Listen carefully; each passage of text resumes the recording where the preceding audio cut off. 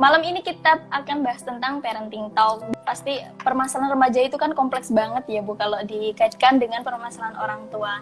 Nah, sebelum bicara lebih lanjut, kita harus tahu dulu apa sih itu parenting dan apa tujuannya dan seberapa pentingkah ilmu parenting untuk kita calon orang tua gitu Bu. Kalaupun kita ngobrol malam ini, saya lebih pada merefleksikan pengalaman-pengalaman saya sebagai orang tua. Jadi, parenting itu apa? Ya, kita semua tahu bahwa parenting adalah sebuah proses, ya, sebuah proses interaksi sebenarnya antara orang tua dan anak, ya, dalam jangka waktu yang panjang, yang itu kemudian berdampak ya pada pertumbuhan dan perkembangan anak itu menjadi seperti apa, bagaimana begitu ya. Jadi proses interaksi itu ya isinya bisa mendidik, mengasuh, membesarkan, ya segala proses yang isinya adalah interaksi antara anak dan orang tua. Ya disitulah kemudian ada yang namanya parenting, proses pengasuhan, gaya pengasuhan. Oke. Itu Mbak Laila kalau bicara tentang parenting ya. Kalau ditanya seberapa penting ya? Iya. Sangat penting gitu ya. Iya, sangat penting. Kenapa? Karena saya percaya yang hadir malam ini pun tentu tidak hanya berpikir untuk hari ini ya, tetapi juga berpikir untuk masa yang akan datang. Pertama, yang kedua, semua adalah produk ya, produk dari sebuah gaya pengasuhan orang tua masing-masing gitu. Dan sebenarnya itu adalah sarana kita untuk belajar. Artinya kan kalau kemudian di prolog saya ketika saya share acara yang diadakan Mbak Laila ini, bahwa ya walaupun kita mungkin belum ada calon ya, belum masih remang-remang gitu ya.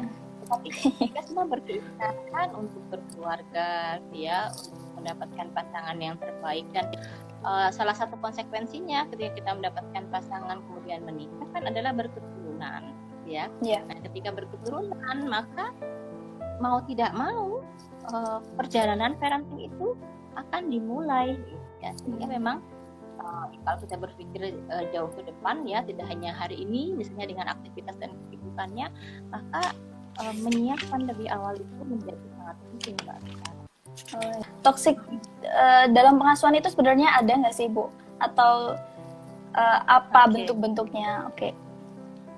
Ya kita ya semua sudah kenal ya dengan istilah toksik itu kan racun gitu ya. Jadi kalau dikatakan istilah racun itu ya sebenarnya lebih pada dampak yang ditimbulkan.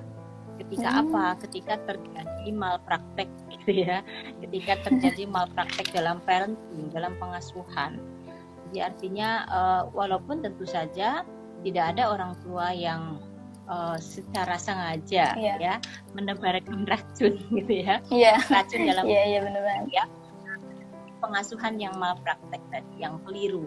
Tetapi dampak yang ditimbulkan gitu ya, ketika itu kemudian berdampak buruk kepada putra-putrinya gitu ya, itu bisa dikatakan sebagai disadari atau tidak itu adalah sebuah toksik, itu adalah racun ya. Ibaratnya seperti itu yang dilakukan oleh orang tua karena mungkin ketidakpahaman, ketidaksadaran, karena emosi saat gitu ya, yang beberapa orang tuh tidak menyadari bahwa dampaknya akan seperti itu ya pada anak-anak. Jadi ya dampaknya itu, jadi dampak dari toksik itu ya terjadilah anak-anak yang mengalami luka pengasuhan gitu ya, dan namanya sudah luka kan tidak ada cara lain kecuali diobati ya, dibasuh gitu. Nah, membasuhnya ini tidak sederhana ketika membasuh luka fisik kan, karena ini lebih pada psikologis. Bahkan kadang yang luka sendiri tidak menyadari bahwa itu adalah hasil dari luka pengasuhan gitu ya. Tapi dampaknya terasa hingga saat ini. Sebenarnya setiap orang tua itu punya naluri ya, naluri keorang tuaan untuk mencintai, menyayangi putra putrinya, untuk melakukan yang terbaik gitu ya untuk anak-anaknya. Nah, tetapi pada kenyataannya antara maksud dan cara itu sering nggak sinkron gitu. Maksudnya baik, gitu ya. Tetapi kok caranya bisa nggak pas? Ya mungkin disitulah kemudian pentingnya belajar itu kan. Minimal misalnya modal orang tua itu kan pasti sabar dong ya. Dan sabar ini kan ilmu sepanjang masa gitu ya. Orang tua yang paham bahwa anak-anak yang sedang dididik ini kan bukan kemudian muncul atau lahir dengan sendirinya ya. Jadi dia adalah amanah dari Allah gitu yang harus dijaga. Nah, jadi prinsip-prinsip seperti ini sejak dulu ya dimiliki oleh para orang tua gitu. Idealnya ya Mbak Laila.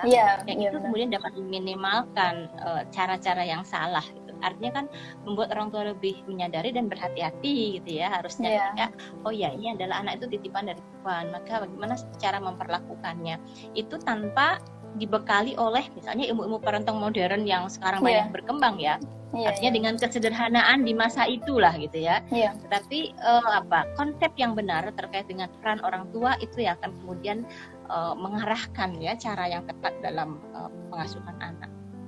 Misalnya anak ini berada di lingkungan yang toksik itu Bu, toxic parenting yang kita sebutkan tadi. Nah, apa yang harus kita lakukan agar tidak terus-menerus terjadi begitu Bu? Kadang-kadang ya keadaannya kan tidak seideal yang diharapkan ya. Iya benar banget.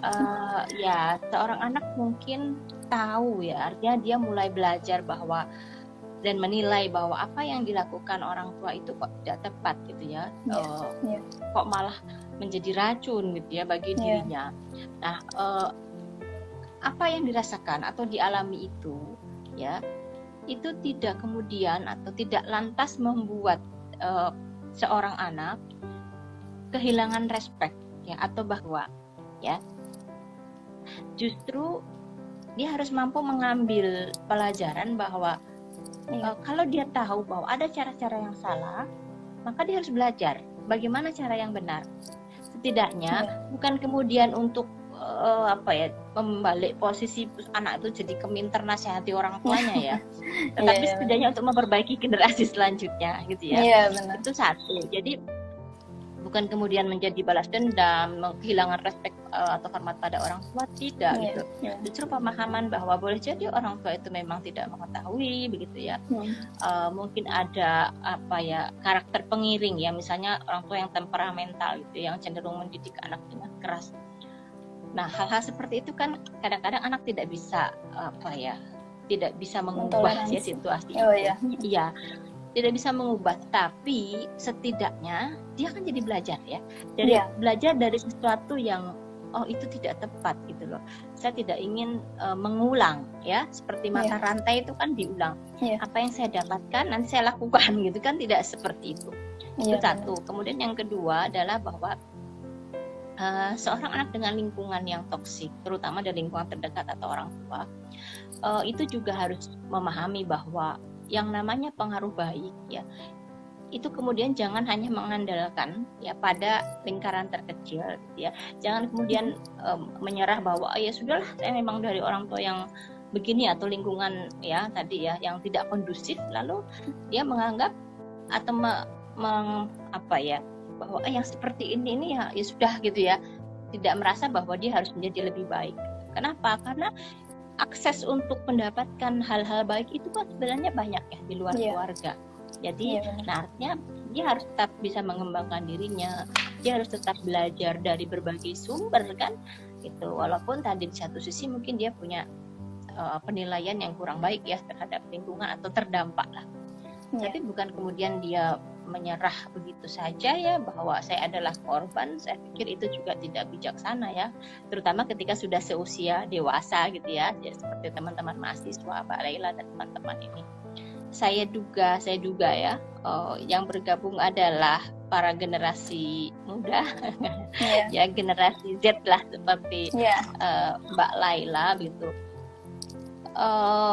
Kita lebih menatap ke depan ya, jadi menatap ke depan, berpikir tentang masa depan gitu ya. Itu tidak hanya sebatas pengembangan diri dalam arti misalnya saya ingin jadi orang sukses, cita-cita saya sesuai dengan potensi dan passion masing-masing. Tetapi yang tidak kalah penting adalah bagaimana para generasi saat ini gitu ya sudah mulai berpikir ingin menjadi orang tua seperti apa gitu ya. Ini kenapa harus belajar itu di sini ya, karena itu adalah bagian dari episode kehidupan kan. Apakah ada di sini yang saya nggak mau nikah, saya nggak mau punya anak? Saya duga ya itu hanyalah bagian kecil dan pasti ada sebab-sebab kenapa bisa berpikir seperti itu. Artinya kita berpikir keumuman atau kelaziman gitu ya, dan itu harus masuk di dalam agenda hidup. Ingin menjadi orang tua yang bagaimana. Nah, biar kita punya pengetahuan yang bagaimana, itulah kemudian kita perlu belajar ya. Jadi ya saya titip pesan, kenapa? Karena saya sendiri merasakan ya sebagai orang tua ya sudah 23 tahun usia pernikahan, itu artinya ya anak-anak saya sudah mulai besar. Saya belajar dari pengalaman bahwa ya ternyata tidak mudah begitu ya. Mungkin orang berpikir kalau apalagi backgroundnya psikologi gitu ya, udah punya bekal gitu ya. Ini saya termasuk yang menikah muda ya Mbak Lela. Saya menikah masih kuliah S1 gitu ya. Masya Allah. Nah, kemudian orang mungkin berpikir tadi dengan background keilmuan. Ternyata di lapangan pada prakteknya kita kan kenyataan itu akan lebih cepat daripada pengetahuan yang kita punya gitu ya. Sehingga mengingatkan kalian semua generasi Z yang mungkin tadi pasangan aja belum ada Bu gitu ya. Gimana kan jiwa yang tepat, yang sama-sama memiliki visi terkait dengan bagaimana mengasuh atau membesarkan anak atau generasi. Jadi tidak hanya ketemu cocok saling cinta tapi nggak mikir ke depan bahwa setelah kita menikah kita akan punya keturunan gitu. Jadi yang penting kita udah serak lah, udah tidak terpisahkan gitu ya.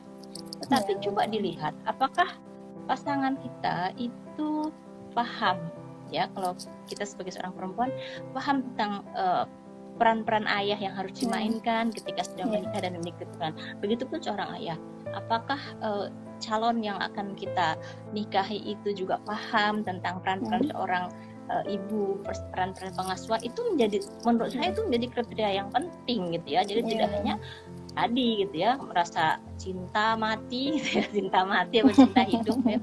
Kemudian ya artinya cobalah itu sudah disadari gitu ya sejak kita memilih pasangan. Perumpamaannya kan kalau laki-laki gitu ya itu dia membawa benih gitu ya, dia kan harus punya tempat persemaian yang baik gitu, dan Rasulullah kan mengajarkan itu gitu ya. Jadi salah satu hak itu adalah dia mendapatkan ibu atau ayah yang baik gitu. Nah ini yang harus dipersiapkan. Jadi kita mikirnya jangan hanya kau dan aku gitu ya, tetapi bahwa kita akan berketurunan. Nah itu yang harus dipikirkan kan.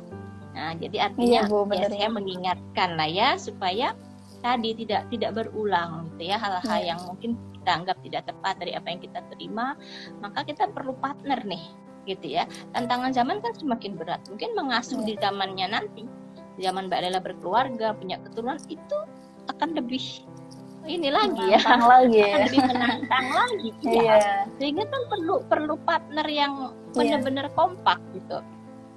Wah itu perlu dicatat teman-teman kalau mau cari pacar atau pasangan hidup yang lebih visioner, bisa mempertanggungjawabkan keadaan setelahnya. Begitu ya Bu, benar ya Bu? Iya.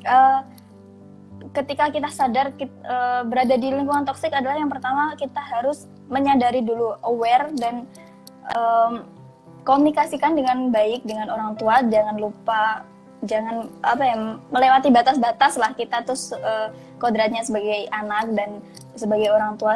Kuncinya adalah komunikasi yang baik ya Bu ya. Terpenting adalah kita berhak memilih untuk memiliki kendali penuh terhadap apa yang kita lakukan, apa yang ada di hidup kita ya Bu.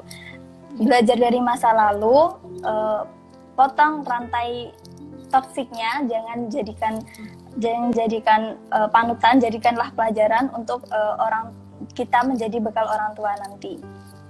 Begitu ya Bu. Ya.